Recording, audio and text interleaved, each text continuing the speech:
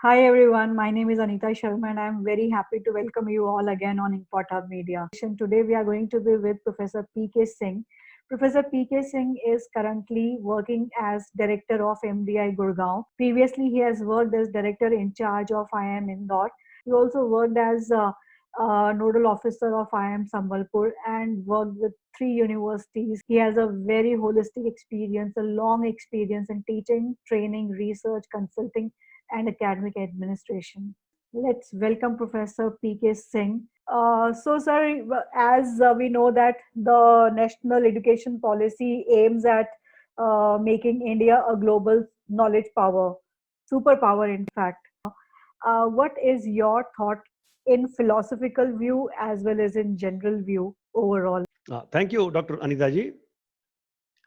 It is the right time to actually debate on this new National Education Policy 2020. But you see, this has been given green signal by the cabinet, and it has to go to the parliament, and then only it can become act. And that process is now on at least, and at least we have a document or policy paper on which we can understand what shape Indian education and especially higher education on which we are discussing now, what shape it will take or in which direction we are going. Overall, when I find that the basic philosophy now is consolidation, integration. And 30 years back, when management education almost started in India in a big way, of course, management education started in 50s only, 1950s in India, but in big way it started sometime in late 1980s or early 1990s, when suddenly there were more number of institutions, at least in the field of management and also in the field of engineering. That time, the direction was basically more focused and subject-based institutions like management or engineering or pharmacy or nursing. Now I find in this policy, we are again going towards more integrated approach, multidisciplinary. Like now a combination of physics and sociology and English and biology will work for me at a certain level of, let us say, graduation level, something like that. So this philosophy is a welcome step, I would like to say, based on my exposure of working in university system and institute system both. I have worked in 3 universities and 3 institutes. And at all these 6 places, I operated at the level of teaching MBA and research guidance. You see, in India, typically till now, I'll say, management education at least, in institutional level, it has maintained its own standard. And if you see the ranking of NIRF, etc., most of the institutions, rather almost all the institutions, are coming from all the MBA centers which have been ranked are coming from institution system. And university department, which are imparting education in MBA, they are slowly disappearing from the list. But one thing I will say you very frankly here, based on my experience, and now we are experiencing a new education policy, that when for last 21 years I'm in institute system, I missed my university environment. Because in university, as a faculty in management, I was surrounded by my colleagues who were teaching sociology, physics, botany, zoology, political science, Indian history, English, Hindi, economics, anthropology.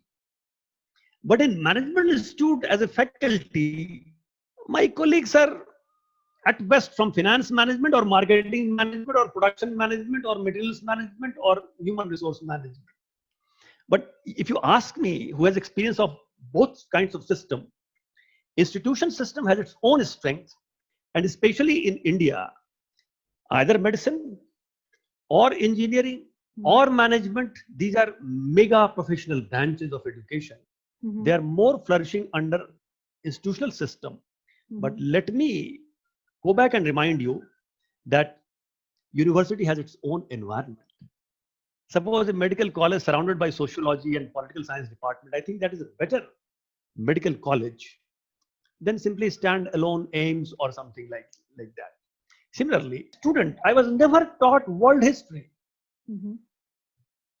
I was taught only a glimpse of Indian history during my school. Only a glimpse. Only 1536 Babur came. 1707 Aurangzeb died. As if nothing else happened during 1526 and 1707. So I had to study on my own.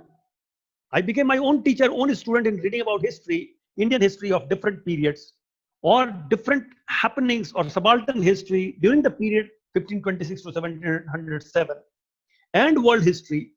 So once I had to take a promise that I will read 2000 pages of world history because I did not want to die without knowing something of world history. But system did not teach me. So I think it is a good approach that we should have integrated approach. In 1973, we were told in school whether you will take science stream or art stream. A typical thinking among the students at that point of time was better students go to science. I also went to science. I enjoyed science. I enjoyed reading physics, chemistry, mathematics. It is still this particular mindset is still prevailing. But I want to break this mindset by saying you one anecdote, which I realized myself. This sentence I did not read in any book. I'm just telling you my own manufacturing. Because I have studied science, I studied art, both social science, then management. Every student of India and every faculty of India should at least think about it, that art is ultimate flowering and fruition on the tree of science. Art is ultimate flowering or fruition on the tree of science. If there is no tree of science, the flowering and fruitioning of art will not take place. And if flowering and fruitioning does not take place, tree is of very less use.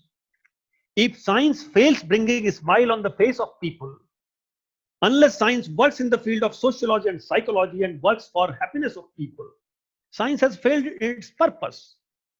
And if art is not supported well by science, then art cannot just exist just like that independently.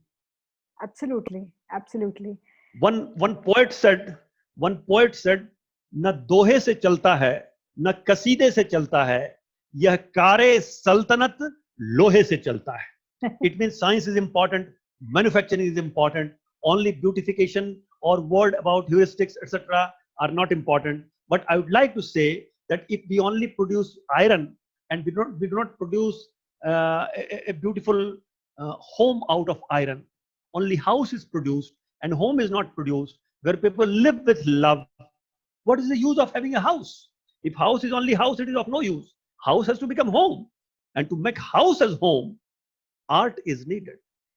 So I'm sure so we need to have integrated. Yeah. So this multidisciplinary and interdisciplinary things, I think your statements and this one anecdote is summarizing it completely. And I agree with you that a holistic information and holistic education is required in these days, and gone are those days wherein a science stream or a commerce stream or a art stream was prevailing, and now we need to have a very different approach for overall holistic development of a student.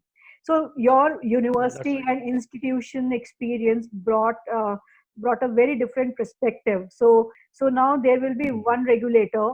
Do you think that because of this one regulator, that particular part which you were missing in the institution level, it's going to be taken care very well? Very interesting. We are shifting from n multiplied 1 model to 1 multiplied by n. What I'm trying to say, at present system, we find there are many stand-alone institutions which are only operating around one subject and regulated by multiple regulators. One subject, multiple regulator. And the shift is towards multiple subjects and one regulator. One regulator basically means the sense of direction or the direction of directives is more clear. So you will find that one regulator there is high probability that we will have more standardized, more upgraded kind of system in the in the whole education system, higher education system, and with added responsibilities. Now we will be able to move from our function to roles. Okay. Till now, perhaps every faculty is happy fulfilling their job description, but the new time is giving you ahvan, invocation, that don't be happy only by fulfilling your job description.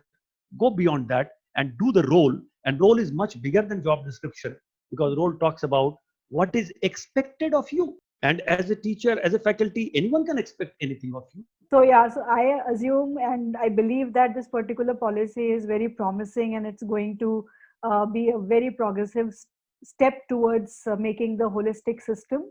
And I'm sure students are going to be very much benefited out of it. So do you have any one closing remark on the entire conversation? One couplet says, one line, Aadmi fitratan fasadi hai. Because of some agony, the poet is saying that by nature, human being is notoriously intelligent. Mm-hmm. Now, one intelligence is different, like Patanjali intelligence, which takes you towards God. But one intelligence goes towards inventing shortcuts.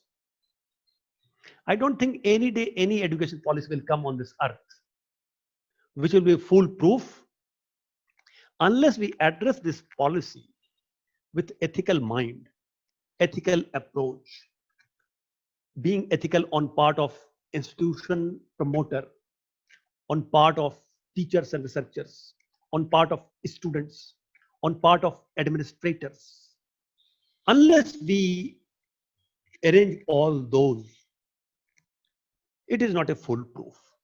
That's why even in today's policy, which is in force today, or yesterday, yes, about 35 years before, there were different policies. None of the policy have been bad policies. Mm-hmm. But we find shortcut. This shortcut orientation of society must go. Otherwise, we are not going to achieve much. I'm sure this is a very, very honest and wise suggestion, not only in education, but in overall general conduct of a human being. It is needed. No shortcut. Any endeavor that you do. Yes, absolutely. Absolutely. Thank you so much. And never miss another update.